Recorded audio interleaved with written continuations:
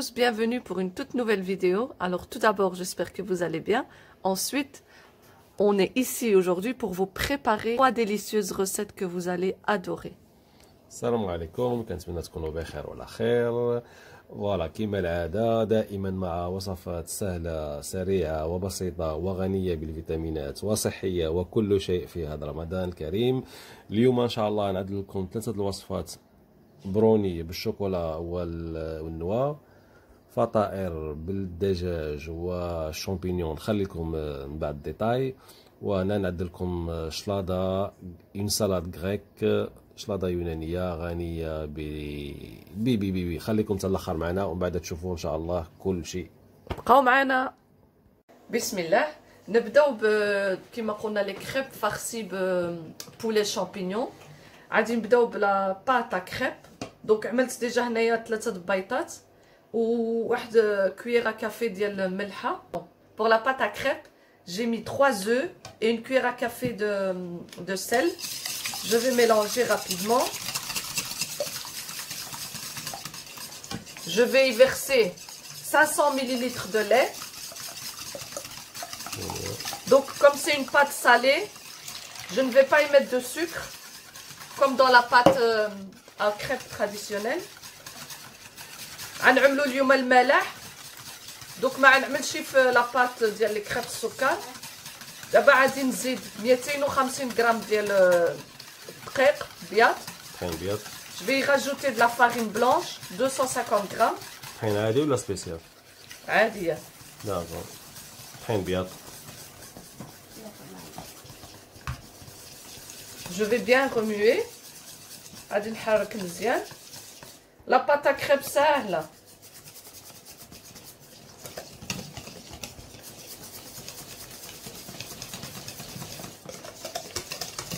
وإلا شفتوا باقا لي غرومو تقدروا تعملوها بالروبو ولا ما عييتوا مع هاد الصيام. وغادي نزيد واحد لو فيلي ديال الزيت بيضة، واحد شويه. ها الكريب ديالنا انا سبقت عملت جويجات جوغ خفافين ومزيونين. دابا غادي نعملو وحده اونصومبل باش تشوفوا كيفاش كنعملو. واخا ساهلين. كنهز بانسو ديال السيليكون، كندهن الزبده في المقله. المقله هادي خاص ديال لي كريب ما كتلصقش.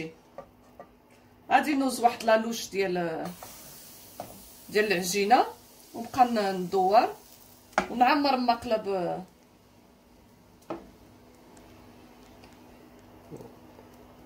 فوالا حتى كتعمر كامله.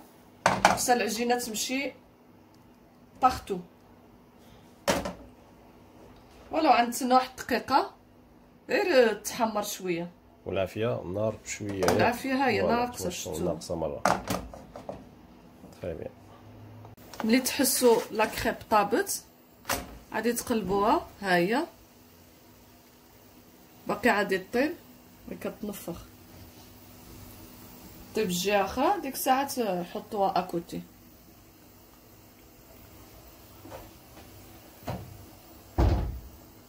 فوالا دابا سالينا لي كريب. دابا غادي ندوزو لا فارس ديال الجداد. في واحد المقله غادي نعمل شويه ديال الزيت بلديه. Donc après avoir terminé les crêpes, dans une poêle, je vais mettre un peu d'huile d'olive.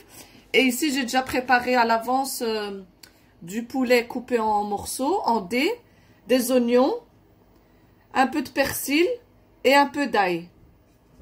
Donc, هاد الدجاج مقطع بالطروفة، البصلة، تومة وشوية ديال معدنوس. On va rissoler tout ça. دوك غادي نشحروا هادشي هذا. فوالا الجداد ديالنا تشحر شويه.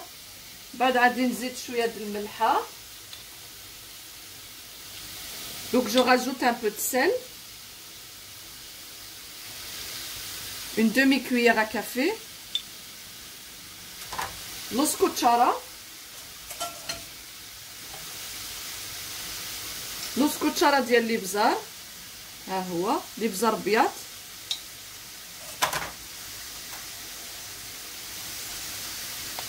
شويه سكينجبير، نص كوتشاره، un peu de gingembre, un peu de poivre blanc et du curcuma. نخرقهم نص كوتشاره حتى هي صافي، وعاد نبقى ندوهم ونجيبهم حتى يطيبوا.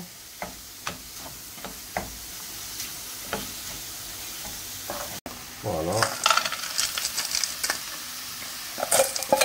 نزيدو لي شامبينيون راهما ديجا مقطعين، هادو راه كونجيلي، تقدروا تشريو لي طريين. فوالا اون ا راجوتي لي شامبينيون، خليهم شويه يدبلوا، من بعد نخلطوهم مع الدجاج. فوالا شفتوا لي شامبينيون ديالنا كي ولاو، يلا دبلوا شويه، من بعد نخلطوهم مع الدجاج وتخليو ديك الساعات حتى هاد الماء هذا ينشف شويه، وديك الساعات هذا تكون وجدات.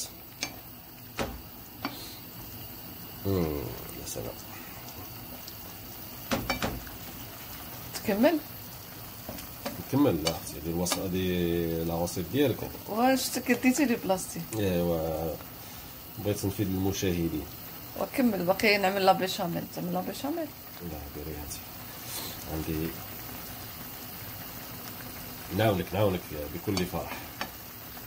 ها هي شتي، ها هو كلشي خلطناه، خليوها دابا تنشف شويه وبقاو معنا. دابا خلينا الجداد ديالنا ينشف مره، راه باقي شويه كتشوفوا شويه ديال المرقه باقا فيه. غادي نعدل لا بيشاميل، غادي نحط 2 كوتشارات ديال الزبده، بيشاميل ساهله.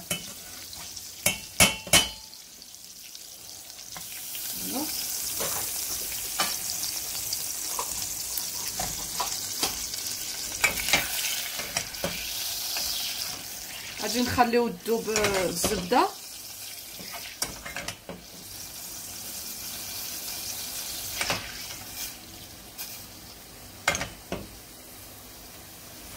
غادي نحط طحين حدايا والحليب.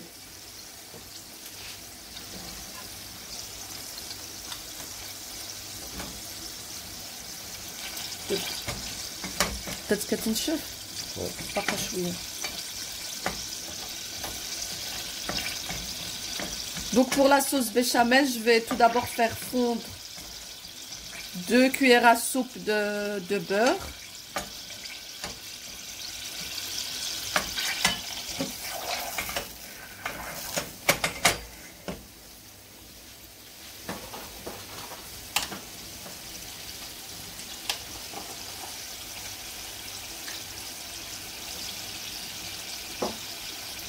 Et je vais y rajouter 2 cuillères à soupe de farine. غادي نزيد 2 كوتشارات ديال الطحين وغادي نحرك ديريكتومون. غادي يجي بحال، غادي يولي قهوي بحال شي شكل ديال البسكويت.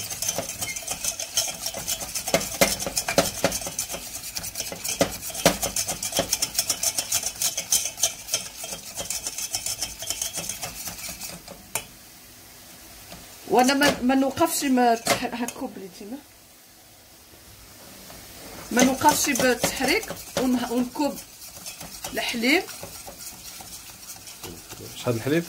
زيد على حسب لا كونسيستونس ديالو. فوالا بركه.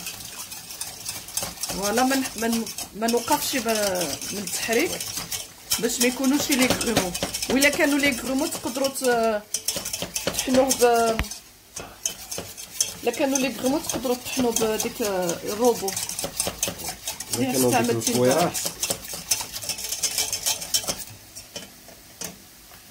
دابا غادي نعمل واحد كوتشاره صغيره، نص كوتشاره ديال الملحه.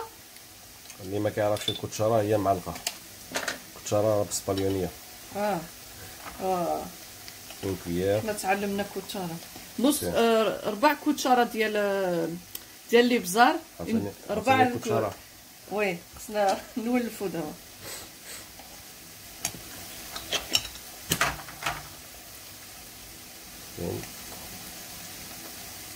و اون دومي كويير ديال لا نوا دو موسكاد، ديال الكوزه، ياك الكوزه. ونكمل نحرك. راه دابا لا بيشاميل بدات كتقصح. انا ما بغيتش تكون قاصحه بزاف حيت باقي غادي نخلطها مع الجداد. فوالا بركه عليا، نحيدها من العافيه. دابا كتشوفوا الجداد نشوف مره ما كاين حتى شي قطره ديال الزيت. غادي نكب هاد لا بيشاميل فوق منا ديك الساعات باش نعمرو لي كريب ديالنا. انا كيعجبوني نخلط لا بيشاميل وهذه باش كلشي اللذه كتدخل فيها، بور كو لي سافور سو ميلونج. الكريب ديالنا واجد، بيشاميل واجده، وزيت واحد شويه ديال فرomاج غابي، جبن محكوك. وها واحد ليكزامبل عملته، عمرتهم، غادي نسطرهم في اللاطه ونعملهم في الفرن. تشوفوا كيفاش كنعمرهم.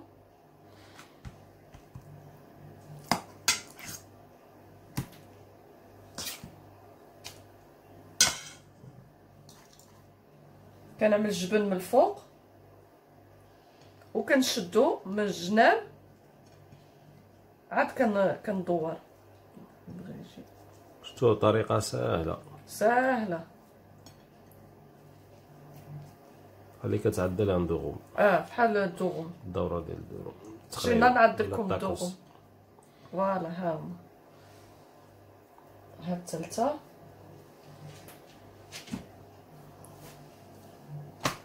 الرابعه، نزيدو وحده نعدلوها اونصومبل.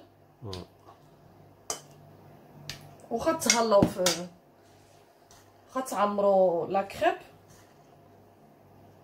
كتجي عامره، كتجي مزيونه. نعم، كطويهم النوبه الاولى من الجوانب سور لي كوتي، وعاد كدور. ثاني كدير واحد الدوره وحده اخرى عليهم من الفوق وتدوروا، عدلو مزيونين. وتحطوهم في واحد الاناء ديال الزاج اللي كيكون. قبل ما نسيت ما قلت لكم، قبل ما تحطوا لي كريب معدلين خصكم تعملوا دهنوا بالزبده هذه البلاط الدجاج، بلاط الدجاج ولا اللي عندكم في الدار، اولا الطاوه اللي تقدر تمشي للفران. حنا كملنا لي كريب. بدلت طاوه الدجاج حيت كانت الاخرى كانت صغيره، عملت لها الزبده، عاوتاني عملت لي كريب فيهم.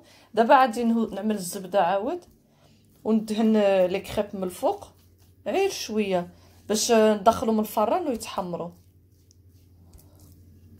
فوالا انا كندهنهم. avant de mettre les crêpes farcies au four, faut mettre un peu de beurre par-dessus pour les faire dorer, juste un peu. Voilà. Ensuite je vais y mettre du fromage râpé. من بعد نعمل شويه ديال الجبن محكوك من الفوق باش يجيو غراتيني. فوالا صافي، عادي نعملهم في الفران غير 10 دقائق، غير يتحمروا دغيا وصافي، غير يتحمروا من الفوق راه ديجا طايبين. فوالا دابا غنوجدوا الديسير ديالنا. غادي نعملوا بغونيز او شوكولا اي او نوا. انا حطيت ديجا وجدت هنايا 2 البيضات، واحد كوير صغيره ديال الخميره ديال الحلوى، عملت 150 غرام ديال السكر. ودابا غادي نزيد 200 غرام ديال الشوكولات مذوب مع 50 غرام ديال الزبده ذوبتها في العافيه. فوالا هذا حضرتيه ديجا لافونس ياك؟ عملتو لافونس باش نربحوا الوقت.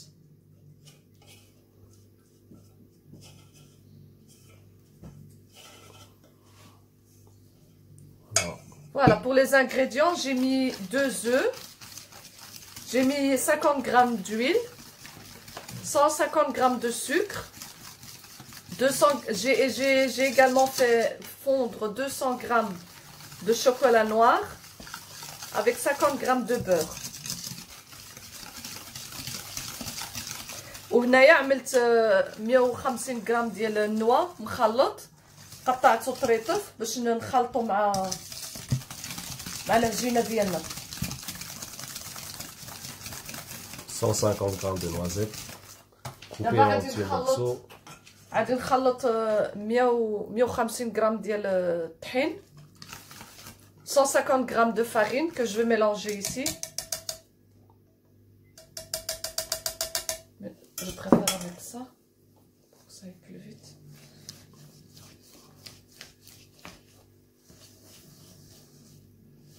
هذا الديسير راه كيجي مزيون مع براداتاي ولا مع واحد لا بول دو غلاس فاني، بول دو غلاس فاني ولا كريم فريش كيجي ولا اروع. بصحتكم. فوالا نخلط. غادي يجي العجينه غادي تجي قاصحه شويه، سي نورمال. العجينه ديالنا تخلطت دابا مزيان. دابا غادي نخلط لي نوا في وسط العجينه ونخلي شويه لا ديكوراسيون. شوفوا شحال خليت، غير نديكوري من الفوق. تيقوني راه الا جربتوه غادي يعجبكم بزاف.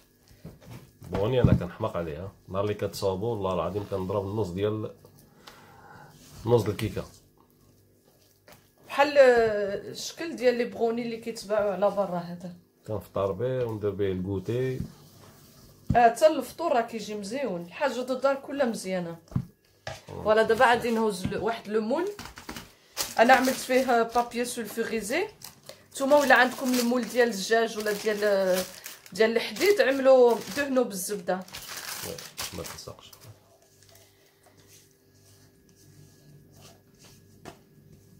فوالا غادي نحط كلشي هنايا، كيجي ثقيل هيدا باش كيجي مزيون. سمحوا لينا في الفيديوهات حنا كنديروا مازال ديك الطريقه الكلاسيكيه، زعما كنوريكم ديك الشيء هذاك اون ديتاي، ما كنبغيوش نسرعوا الفيديو اولا نكتبوا لكم يعني المقادير بالكتابه على الشاشه، فكنديروا لكم الفيديو هذا بغيناكم تعيشوا معنا اللحظات اللي كنديروها. ساعات كيعجب لاباط باش كتجي مقاده. نزيد فيها هيدا مور الفطور، هيدا تكونوا جالسين كتفرجوا التلفازه مع براداتاي، سا باس بيان. دابا غادي نوز النوا اللي خلينا بور لا ديكور، نزوق بيه من الفوق هيدا.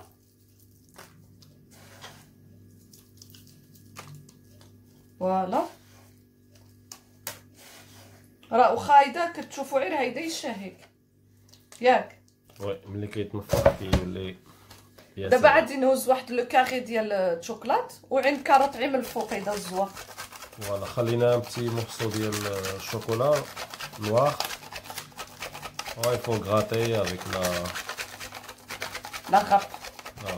Il faut juste râper comme ça le chocolat. Voilà. Et puis غادي نعملو في الفران 25 دقائق 180 درجة. Donc 25 minutes au four à 180 degrés. السلام عليكم، سعيد جدا انني رجعت معكم اليوم. الطبق ديال اليوم وهي الشلاضه غريك، شلاضه يونانيه.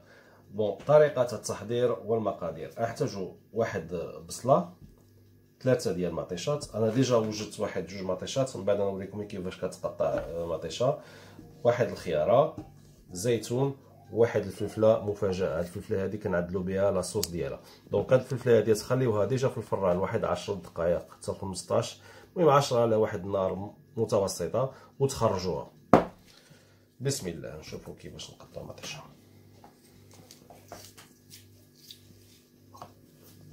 ونتقطعوا على 2 هيدا.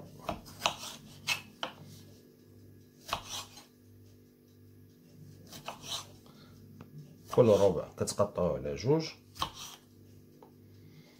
تعرفوا شلاضه في رمضان انا كتعجبني، فاليوم اول شلاضه نعدل لكم، وبديت في شلاضه غريك لان كتعرفوا الشلايض ديال البحر الابيض المتوسط وهما غنيين بالخضار ورائعين جدا وسهلين في التحضير، ما كتستغرقش حتى 10 دقائق تكون الشلاضه ديالك واجده. فوالا هانتوما كيفاش كتشوفوا. واحد المكون اساسي نسيتو هو الفيتا. هذا هذا هو الجبن اليوناني. دونك الخياره كتقطعوها على جوج، لان خصهم يكونوا يا ربي ديك المكعبات ديال المطيشه وديال الخيار خصهم يكونوا تقريبا من نفس الحجم. On va donc préparer une salade grecque. Donc on a coupé les tomates en quartier. On a ici des olives noires, un poivron qu'on a mis au four pendant 10-15 minutes, du fromage feta et un concombre. Voilà. Et un oignon aussi. يكونوا ديك الطروفه يكونوا شويه متوسطين، ماشي صغارين بزاف وماشي كبار. Voilà, des quartiers de légumes.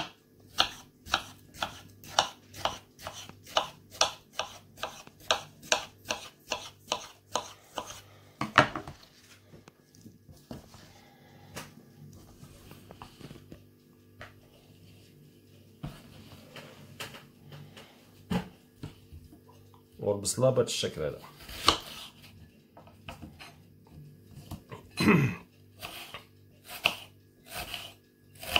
تقطعوا من هاد الشرائح هادو يكونوا شويه رقاق، وفي هاد الفورمه هادي كتجي، ومن بعد تقطعوهم على 3.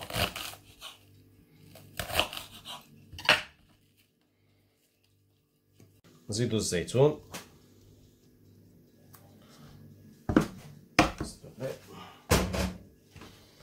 الشلاضه هذه ساهله جدا، كدي شي الوقت.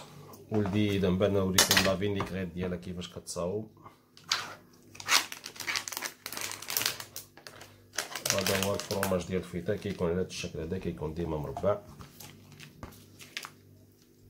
C'est du fromage de brebis. De brebis, ouais.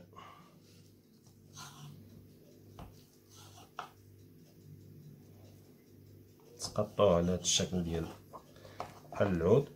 En cube, coupé en cube. ابقي نشوف هاد لي مورسو ديالنا ونقطعوهم على الشكل مربع اصغر.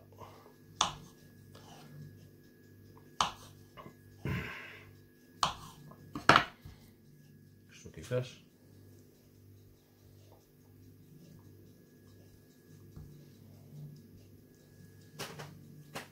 الوغ بور لا فينيغريت غنحتاجو واحد الليمونه. الليمونه نحتاجو غير العصير ديالها.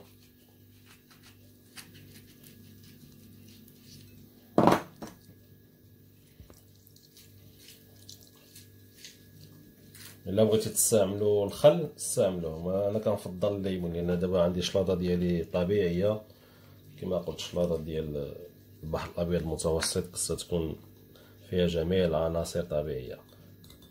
واحد نصف ملعقه ديال الملحه، واحد ربع ملعقه ديال الابزار الفلفل الاسود. Donc pour la vinaigrette, c'est un jus de citron, une demi-cuillère à café de sel, un peu de poivre, un peu ديال مونتاغ،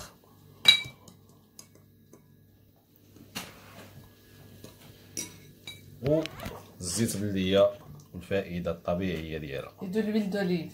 ويل دوليف فهمتي، واحد ربع كاس، ونخلطو هادشي هذا مزيان. فوالا كبوها عليها.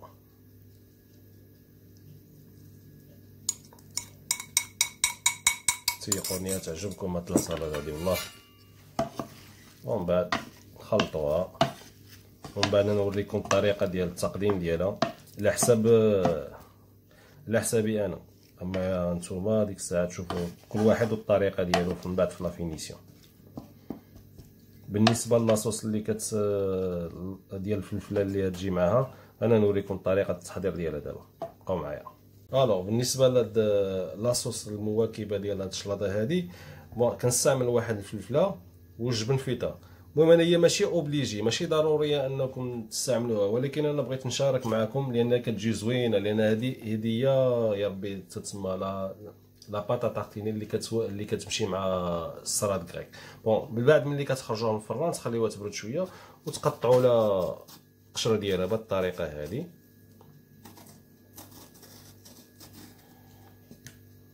فوالا ملي تسالي تقشروها كامله، تزولوا لا الزريعه ديالها.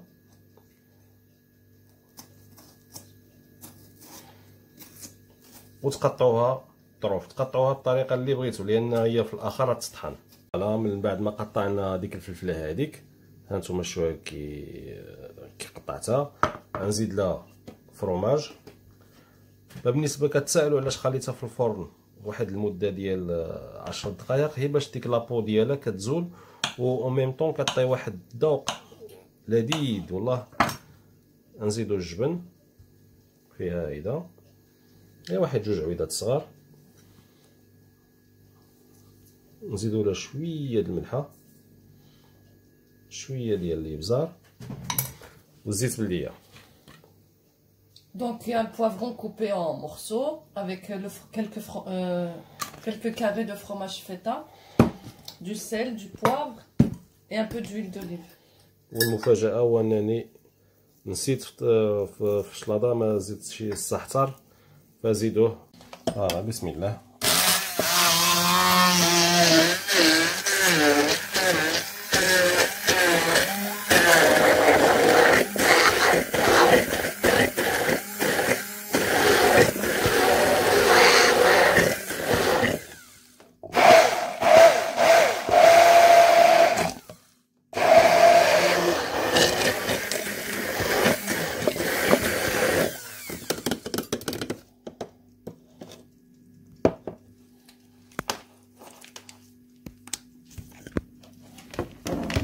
ها لاصوص ديالنا واجده، ولكن شتو راه هي خفيفه شويه ياك. الا بغيتو تثقلوها، حمصوا الخبز، واحد اون طرونش ديال الطحتين، حمصوها واحد المده ديال 3 دقائق، ومن بعد طحنوها مع الخبز، طحنوها مع هاد لاصوص هادي، راه كتجي بنينه.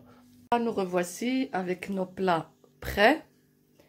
Donc j'espère que tous ces plats vous ont plu et que vous aurez envie de les reproduire chez vous et que vous aurez également envie de les partager avec vos amis. Je vous dis à bientôt pour une nouvelle vidéo. فوالا، نتمنى اننا هاد الوصفات ديالنا اليوم تكون عجبتكم ونالت الرضا ديالكم.